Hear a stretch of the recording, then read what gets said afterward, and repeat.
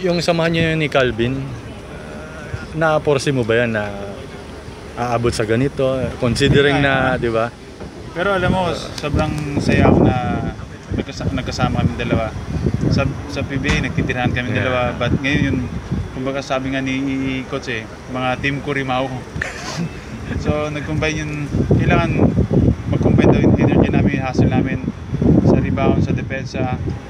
So yun, every time nag-usap kami ni Calvin pag nadadown yung team, tol, kailangan ng energy, kailangan ng rebound, extra rebound. So ginagawa namin kung ano yung trabaho namin dito. So it's an honor na makalaro siya at makasama ko siya dito.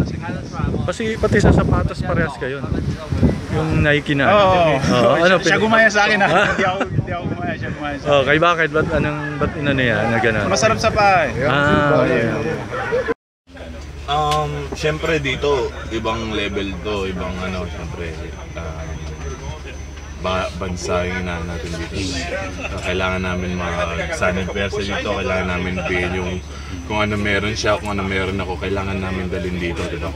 Kaya yun, maganda naman yung tandem namin, kaya gumaganda rin yung laro namin, lahat kami. Pero pagdating ng PBA, siyempre, pagdating naman ng PBA, meron konting physical, pero siyempre,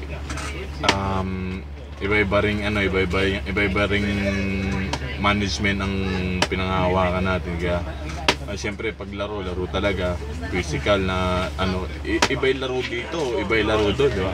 Kaya di pwedeng hindi magbigayan,